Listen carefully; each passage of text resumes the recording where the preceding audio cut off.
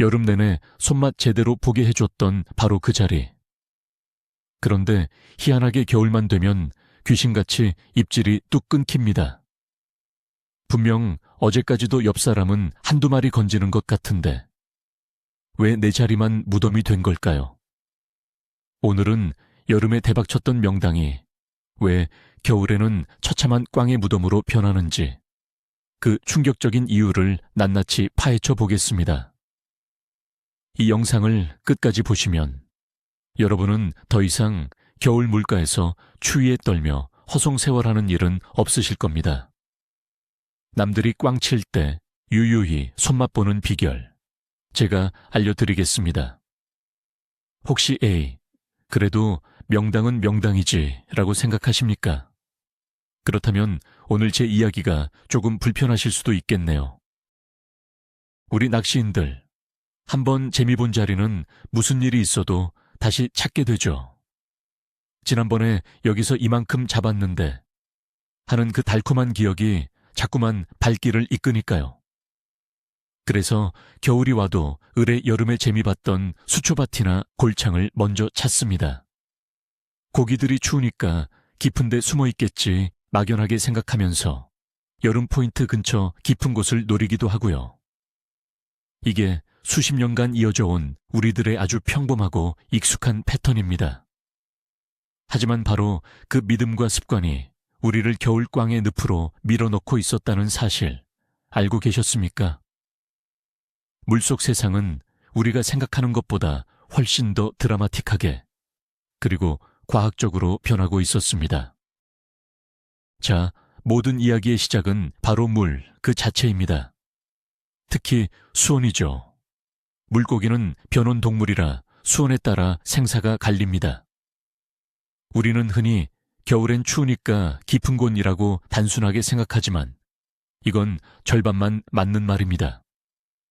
사실 물속은 우리가 생각하는 것처럼 위아래가 똑같은 온도가 절대 아닙니다.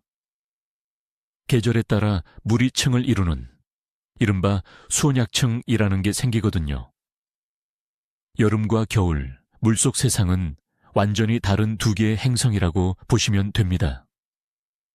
이 거대한 변화를 이해하는 것이 겨울 낚시의 첫걸음입니다. 우리가 믿어왔던 상식이 어떻게 우리 뒤통수를 치는지 지금부터 보여드리겠습니다. 여름을 한번 떠올려 보시죠. 쨍쨍 내리쬐는 태양의 물 표면은 뜨끈뜨끈하게 데워집니다. 하지만 빛이 닿지 않는 깊은 곳은 여전히 차갑죠. 이렇게 따뜻하고 가벼운 물은 위에, 차갑고 무거운 물은 아래에 머무르면서 거대한 층이 생깁니다. 이걸 여름의 수온 성층 현상이라고 부릅니다. 물고기들은 어디에 있을까요? 당연히 적당히 따뜻하고 먹이가 풍부하며 산소가 많은 상층부에 머물게 됩니다. 깊은 곳은 산소도 부족하고 먹이도 없으니 굳이 내려갈 이유가 없는 거죠. 즉, 여름에는 물고기들이 우리 낚시꾼들이 공략하기 좋은 얕은 곳에 스스로 모여드는 겁니다. 그래서 여름의 명당이라는 곳들은 대부분 특징이 비슷합니다. 적당한 수심의 수초밭, 물골이 끼어있는 골창, 큰 나무 그늘 아래 같은 곳들이죠. 이런 곳들은 왜 명당일까요?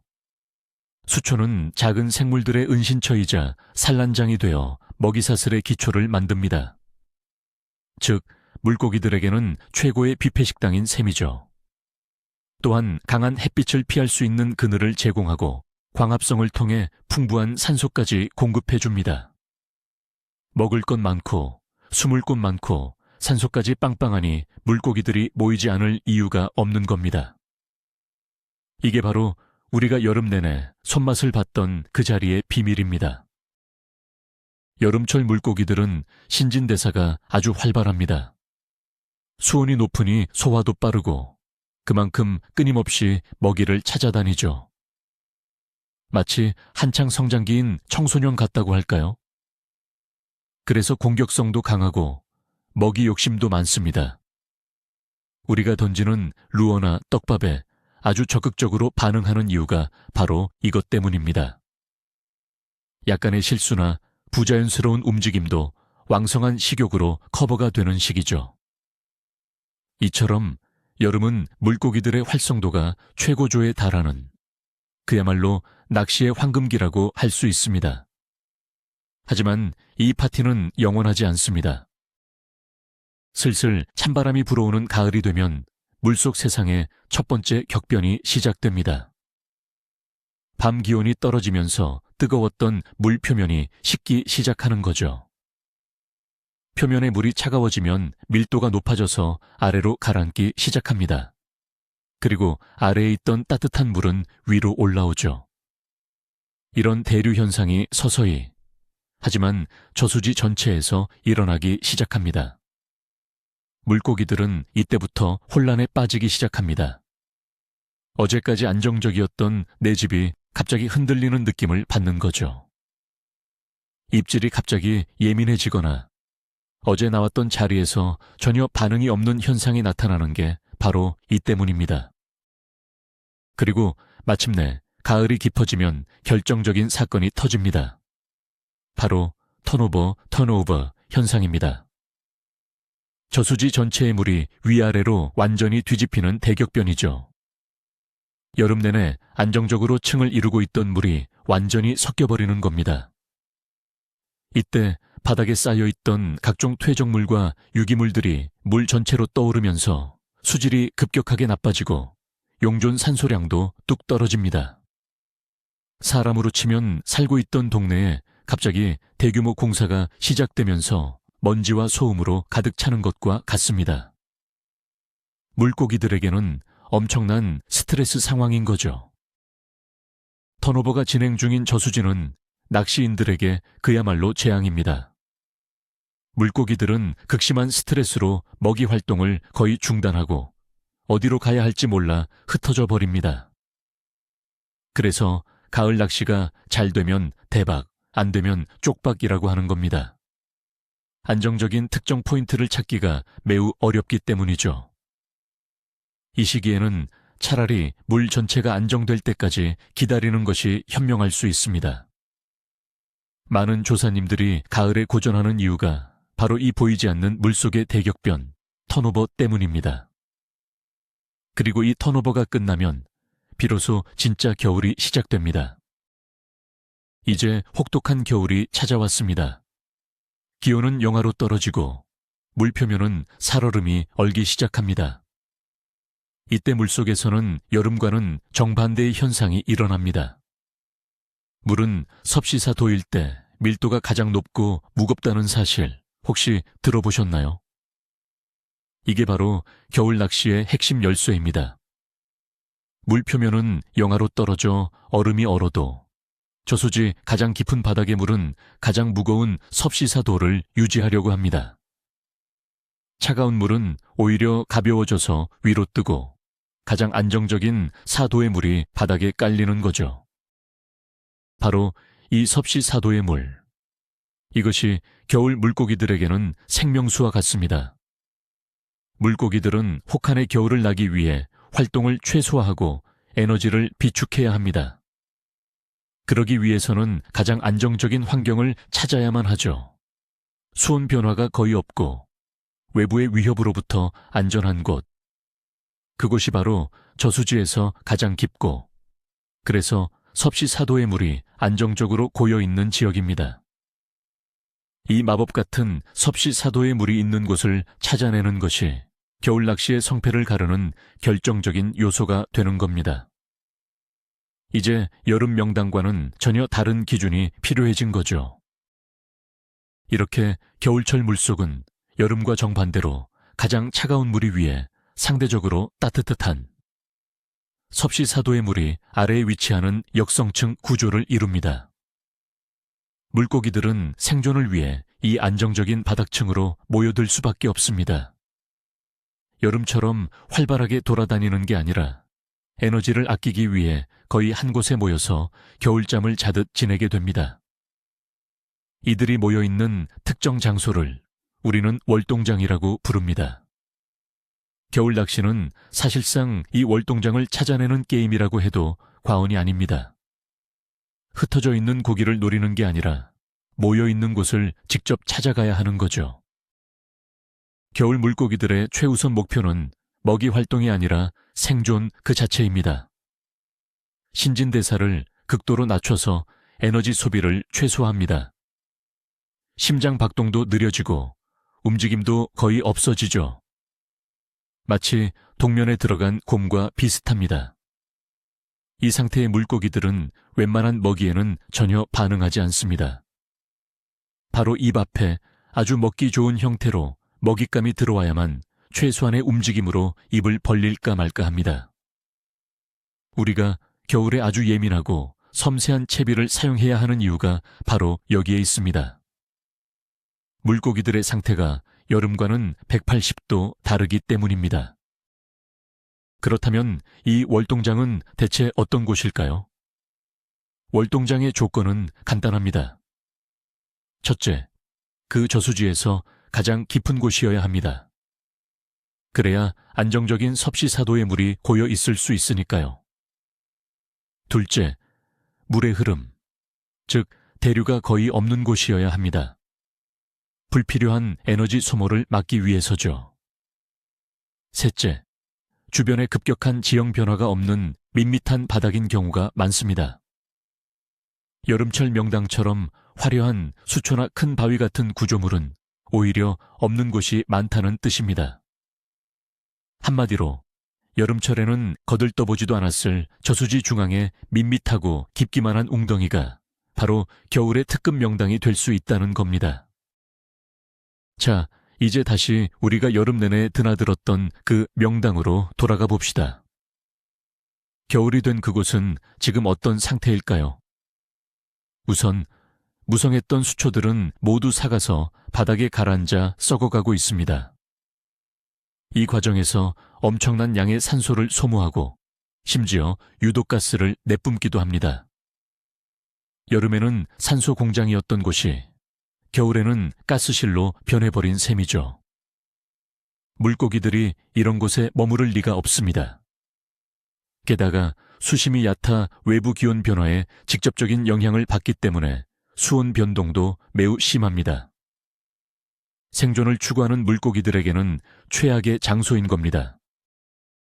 얕은 수심은 겨울의 가장 치명적인 약점입니다. 찬바람이 불면 수온이 급격하게 떨어지고 해가 나면 잠시 올랐다가 밤이 되면 다시 곤두박질칩니다. 이런 급격한 수온 변화는 변온동물인 물고기에게 엄청난 스트레스와 에너지 소모를 유발합니다. 사람으로 치면 한겨울의 냉탕과 온탕을 수시로 오가는 것과 같습니다. 단 하루도 편안하게 쉴 수가 없는 환경인 거죠. 그래서 물고기들은 본능적으로 이런 얕은 곳을 피해서 수온 변화가 거의 없는 깊은 곳의 안정감을 찾아 떠나는 겁니다. 여름의 장점이 겨울에는 그대로 단점이 되어버리는 거죠. 산소 문제도 심각합니다. 여름에는 수초의 광합성과 물 표면의 공기 접촉으로 산소가 풍부했지만 겨울에는 상황이 다릅니다. 수초는 썩어가며 산소를 뺏어가고 만약 살얼음이라도 얼게 되면 대기로부터의 산소 공급마저 차단됩니다. 특히 얕은 수초지대는 겨울철 가장 먼저 산소 부족에 시달리는 곳 중 하나입니다. 물고기들에게 산소는 생명과 직결되는 문제입니다. 아무리 좋은 은신처가 있다 한들 숨을 쉴 수 없는 곳에서는 살 수가 없죠. 여름 명당은 겨울이 되면 물고기들이 살 수 없는 죽음의 지대로 변해버리는 경우가 많습니다. 먹이사슬의 붕괴도 여름 명당이 무덤으로 변하는 중요한 이유입니다. 여름에는 풍부했던 새우, 참붕어, 작은 벌레 같은 먹잇감들이 겨울이 되면 대부분 죽거나 활동을 멈추고 깊은 곳으로 숨어버립니다. 물고기들의 뷔페 식당이 문을 닫고 텅 비어버린 겁니다. 굳이 먹이도 없는 춥고 위험한 곳에 머물 이유가 전혀 없는 거죠. 대상어뿐만 아니라 그 먹이가 되는 베이트피쉬들까지 모두 더 안정적인 깊은 곳으로 이동해버리기 때문에 여름의 명당은 그야말로 텅 빈 유령 도시처럼 변해버립니다. 낚싯대를 들이워봤자 텅 빈 집에 노크하는 것과 같은 셈입니다.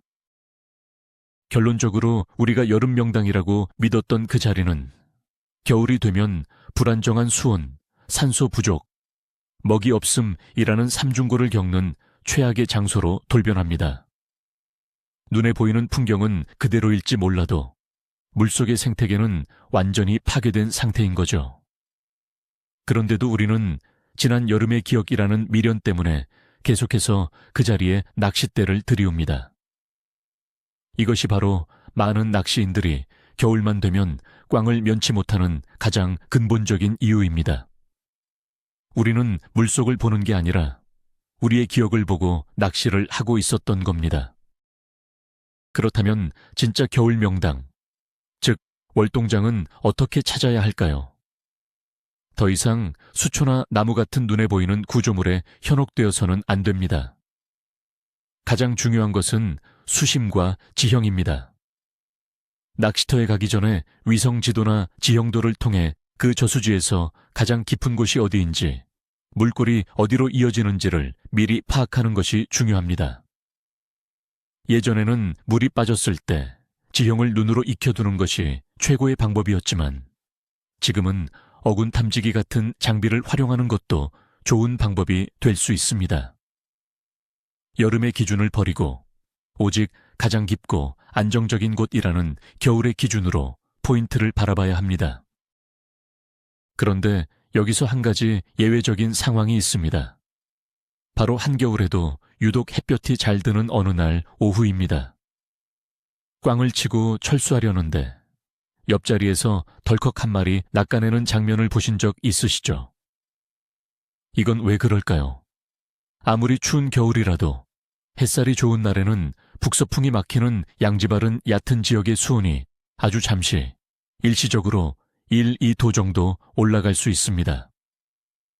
이때 월동장에 있던 물고기 중 일부가 아주 잠깐 동안 햇볕을 쬐거나 먹이 활동을 하기 위해 얕은 곳으로 나오는 경우가 있습니다. 이것은 아주 짧은 피딩 타임일 뿐, 그 자리가 명당이라는 뜻은 절대 아닙니다. 이런 예외적인 상황 때문에 우리는 더 큰 착각에 빠집니다. 아, 역시 이 자리가 명당은 명당이구나. 내가 타이밍을 못 맞췄을 뿐이야 라고 생각하게 되는 거죠. 하지만 이것은 로또 당첨 같은 아주 희박한 확률일 뿐입니다. 우리는 이런 우연에 기댈 게 아니라 물고기들이 겨울 내내 머무는 본진, 즉 월동장을 공략해야 합니다. 이제 우리의 생각은 완전히 바뀌어야 합니다. 여름의 명당을 찾는 낚시에서 겨울의 월동장을 추리하는 낚시로 말이죠.